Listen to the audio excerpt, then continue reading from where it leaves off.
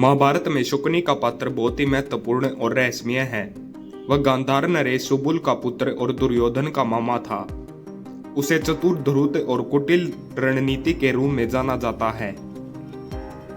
उसने कौरव और पांडवों के खिलाफ उकसाया और कौरव और पांडव संघर्ष से मुख्य भूमिका निभाई। श्री कृष्ण जो साक्षात विष्णु के अवतार थे, न्याय, धर्म और सत्य के प्रतीक थे। महाभारत के विभिन्न प्रसंगों में शकुनी और श्री कृष्ण के बीच कई संवाद हुए, लेकिन कई ऐसे विशेष प्रसंग जिसमें शकुनी ने श्री कृष्ण से वार्ता की थी, वह बहुत ही रोचक और गहरी राजनीति से भरा हुआ था। यह संवाद महाभारत युद्ध से पहले का है, जब श्री कृष्ण ने संधि प्रस्ताव लेकर हस्तिनापुर आए थे। इस दौरान शकुनी ने अपनी कूटनीति और कुटिल बुद्धि का परिचय देते हुए श्री कृष्ण से संवाद किया था। जब श्री कृष्ण ने संधि प्रस्ताव लेकर हस्तिनापुर आए, तब हस्तिनापुर के राजमहल में एक बड़ी सभा हुई। इस सभा में धृतराष्ट्र, भीष्म, द्रोण, कृपाचार्य, विदुर, कर्ण, दुर्योधन और शकुनी सहित कई अन्य प्रमुख थे। श्री कृष्ण ने सभा में कहा, हे कौरवगण, मैं यहाँ संधि का प्रस्ताव लेकर आया हूँ। युद्ध विनाशकारी होगा। यदि तुम पांडवों को मात्र 5 गांव दे दो तो यह युद्ध टल सकता है। न्याय और धर्म की रक्षा करने में ही सबका कल्याण है। यह सुनकर दुर्योधन क्रोधित हुआ, लेकिन शकुनी ने उसे संकेत दिया कि धैर्य रखे और स्वयं वार्ता करें। तब शकुनी ने श्री कृष्ण से कहा, शकुनी का पहला कथन, हे माधव, आप धर्म की बात करते हैं, परंतु यह युद्ध केवल राज्य के लिए नहीं बल्कि सम्मान और शक्ति के लिए भी है।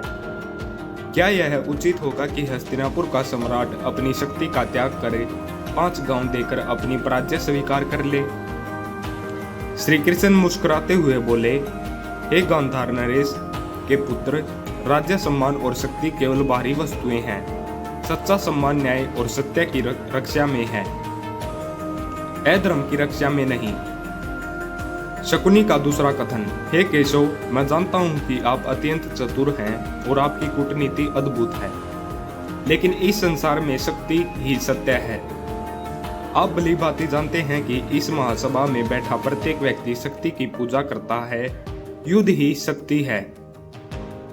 श्री कृष्ण ने उत्तर दिया, हे शकुनी, शक्ति का उपयोग धर्म के लिए नहीं होना चाहिए, अधर्म के लिए नहीं।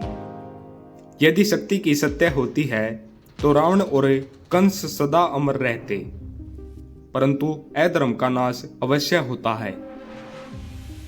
शकुनी का तीसरा कथन, हे माधव, आप कहते हैं कि अधर्म का नाश निश्चित है, परंतु क्या यह भी निश्चित है कि राजनीति में छल, बल और बुद्धि का भी महत्व है? यदि आप वास्तव में पांडवों के हितैषी हैं, तो क्या आपको यह ज्ञात नहीं है कि जब वे जुए में पराजित हुए, तब यह भी उनकी नियति थी कि भाग लिया था? क्या यह भी अधर्म था? श्री कृष्ण गंभीर होकर बोले, हे शकुनी, जुए की वह कुटिल चाल अधर्म थी, क्योंकि वह छल से खेला गया था। धर्म की विजय में समय लग सकता है, परंतु अंत सत्य की ही जीत होती है।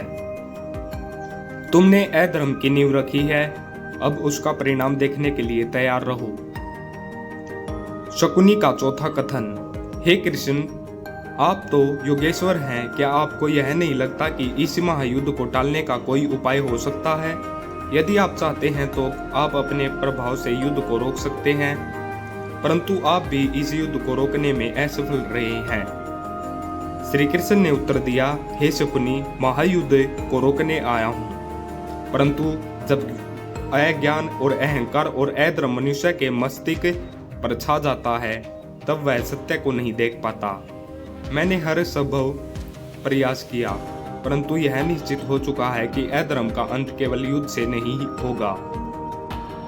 शकुनी का अंतिम कथन, हे कृष्ण, यदि तुम अपरिहार्य हैं, तो क्या यह भी तय है कि इसमें पांडवों की विजय होगी?